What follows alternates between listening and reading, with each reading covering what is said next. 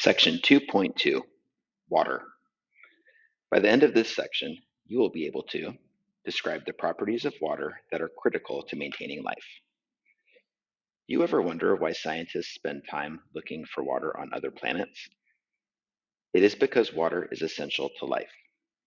Even minute traces of it on another planet can indicate that life could or did exist on that planet. Water is one of the more abundant molecules in living cells, and the one most critical to life as we know it. Approximately 60 to 70% of your body is made up of water. Without it, life simply would not exist. Water is polar. The hydrogen and oxygen atoms within water molecules form polar covalent bonds. The shared electrons spend more time associated with the oxygen atom than they do with hydrogen atoms.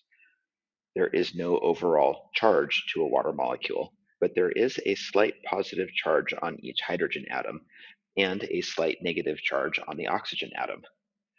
Because of these charges, the slightly positive hydrogen atoms repel each other and form the unique shape seen in Figure 2.7. Each water molecule attracts other water molecules because of the positive and negative charges in the different parts of the molecule. Water also attracts other polar molecules, such as sugars, forming hydrogen bonds. When a substance readily forms hydrogen bonds with water, it can dissolve in water and is referred to as hydrophilic or water-loving. Hydrogen bonds are not readily formed with nonpolar substances like oils and fats. These nonpolar compounds are hydrophobic or water-fearing and will not dissolve in water. Figure 2.8. As this macroscopic image of oil and water show, oil is a nonpolar compound and hence will not dissolve in water. Oil and water do not mix. Water stabilizes temperature.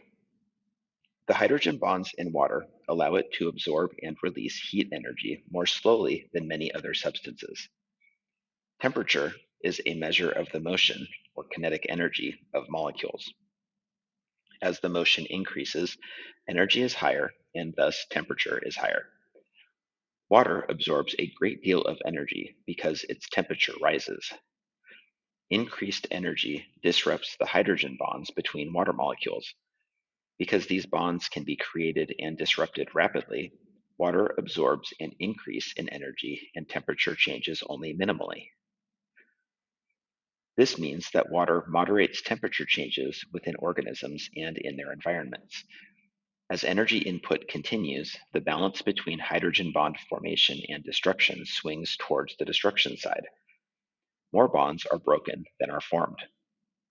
This process results in the release of individual water molecules at the surface of the liquid, such as a body of water, the leaves of a plant, or the skin of an organism, in a process called evaporation.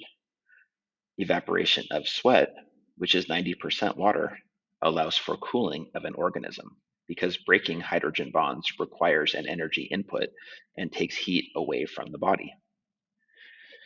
Conversely, as molecular motion decreases and temperatures drop, less energy is present to break the hydrogen bonds between water molecules. These bonds remain intact and begin to form a rigid, lattice-like structure, like ice. When frozen, ice is less dense than liquid water. The molecules are further apart. This means that ice floats on the surface of a body of water.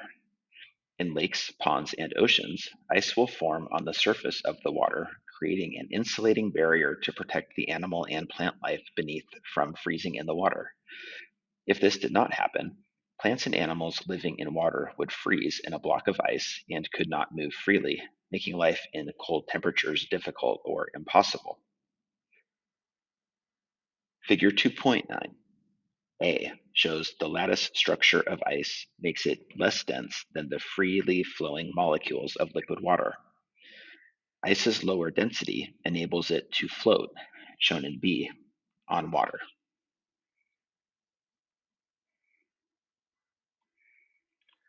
Water is an excellent solvent. Because water is polar, with slight positive and negative charges, ionic compounds and polar molecules can readily dissolve in it. Water is, therefore, what is referred to as a solvent, a substance capable of dissolving another substance. The charged particles will form hydrogen bonds with the surrounding layer of water molecules. This is referred to as a sphere of hydration and serves to keep the particles separated or dispersed in the water. In the case of table salt, sodium chloride, mixed in water, the sodium and chloride ions separate or dissociate in the water, and spheres of hydration are formed around the ions. A positively charged sodium ion is surrounded by the partially negative charges of oxygen atoms in water molecules. A negatively charged chloride ion is surrounded by the partially positive charges of hydrogen atoms in water molecules.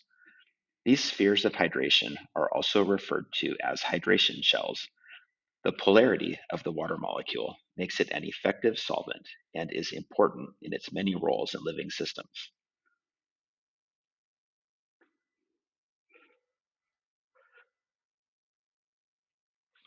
Figure 2.10.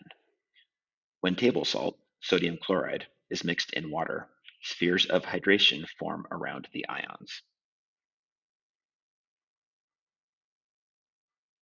Water is cohesive. Have you ever filled up a glass of water to the very top and then slowly added a few more drops? Before it overflows, the water actually forms a dome-like shape above the rim of the glass. This water can stay above the glass because of the property of cohesion. In cohesion, water molecules are attracted to each other because of hydrogen bonding, keeping the molecules together at the liquid air or gas interface, although there is no more room in the glass. Cohesion gives rise to surface tension, the capacity of a substance to withstand rupture when placed under tension or stress. When you drop a small scrap of paper onto a droplet of water, the paper floats on top of the water droplet, although the object is heavier or denser than the water. This occurs because of the surface tension that is created by the water molecules. Cohesion and surface tension keep the water molecules intact and the item floating on the top. It is even possible to float a steel needle on top of a glass of water if you place it gently without breaking the surface tension. Figure 2.11. The weight of a needle on top of water pulls the surface tension downward. At the same time, the surface tension of the water is pulling it up, suspending the needle on the surface of the water and keeping it from sinking. Notice the indentation in the water around the needle.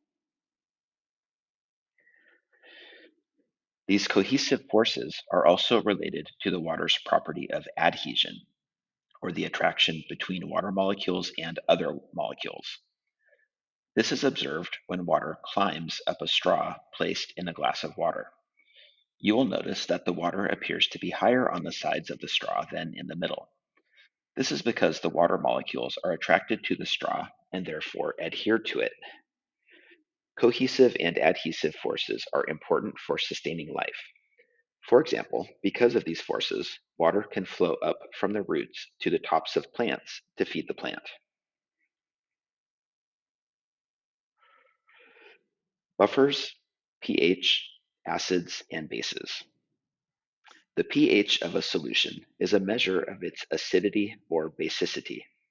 You have probably used litmus paper, paper that has been treated with a natural water-soluble dye so it can be used as a pH indicator to test how much acid or basicity exists in a solution.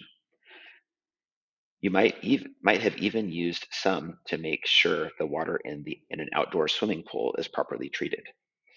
In both cases, this pH test measures the amount of hydrogen ions that exist in a given solution. High concentrations of hydrogen ions yield a low pH, whereas low levels of hydrogen ions result in a high pH. The overall concentration of hydrogen ions is inversely related to its pH and can be measured on the pH scale. Therefore, the more hydrogen ions present, the lower the pH. Conversely, the fewer hydrogen ions, the higher the pH. The pH scale ranges from 0 to 14. A change of 1 unit on the pH scale represents a change in the concentration of hydrogen ions by a factor of 10.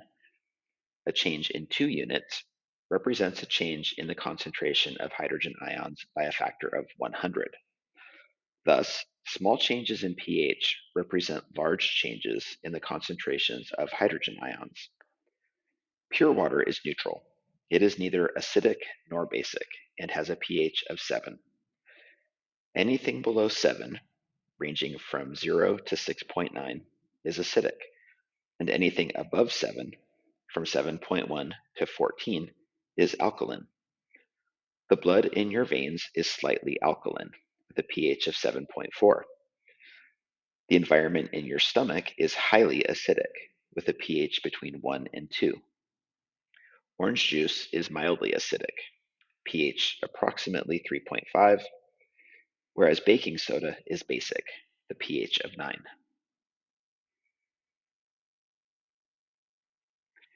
Figure 2.12. The pH scale measures the amount of hydrogen ions in a substance.